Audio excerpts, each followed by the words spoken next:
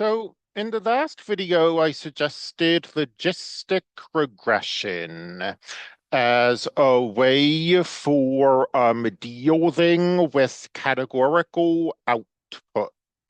Um, so this is called a classification problem because if the outputs are, what major the student has, you're trying to classify the student according to their major. And I don't want to get into the weeds because this is not a probability course. This is a data analytics course. We want to do it. We don't want to get into the weeds of what's actually happening. At the same time, I mean, we need to know something, right? I mean, logistic regression is not a black box algorithm. We should at least have a loose idea of what we're doing. So here is a logistic function, a simple logistic function with a lot of things set equal to one. Notice that the logistic function is going to zero asymptotically on the left, and it's going to one asymptotically on the right. So if I give this a name, on Canvas, I use sigma, but that's not convenient when I'm typing stuff in this context. If I give this function a name, it's possible to interpret the output as the output as a probability. I mean, just in terms of how probabilities work. They have to be real numbers between 0 and 1. So let's start with doing logistic regression when we only have two categories. Let's think of the Palmer penguin set here. There are three categories, but we'll reduce it down to two. A penguin can be an Adelie penguin, or it can not be an Adelie penguin. So we're taking the other two species and we're combining them. So the idea here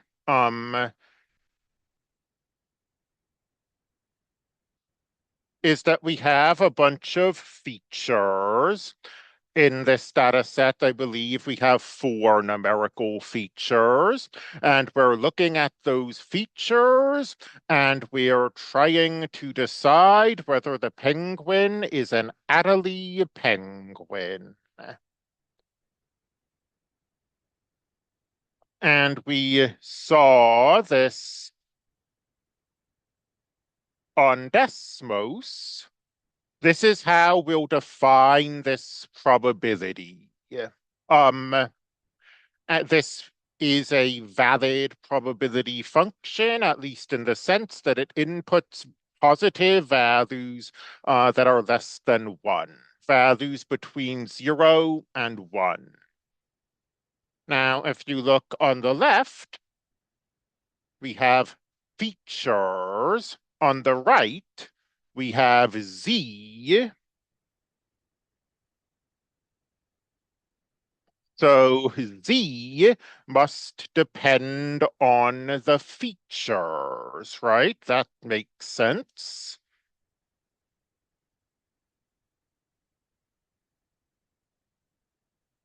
How does Z depend on the features? Well, now this looks linear.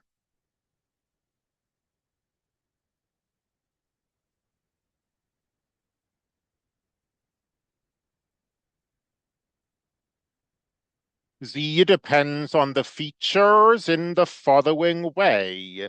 It's some constant times the first feature plus some constant times the second feature, and so on. But but what are these constants? Well, that's what we're trying to find out uh, using Python and scikit-learn and all this stuff, right? Doing logistic regression means finding the best values of B sub 1, B sub 2, B sub 3, B sub 4. How's this work? Well, it's pretty straightforward. So remember that we're doing supervised machine learning. The penguin label that we're trying to predict is in the data set. So for every combination of B1, B2, B3, B4, we get the right or wrong answer. I mean, I guess I haven't said this explicit. Well, I did say it explicitly in a previous video. Once we've, constructed this probability, if it's greater than one, we say the penguin is Adelie. If it's less than one, we say the penguin is not Adelie. So we're classifying penguins and we're getting the right or the wrong answer. And we do a parameter search. I mean, what's happening under the hood is that scikit-learn or whatever tool we're using is finding the the combination of these parameters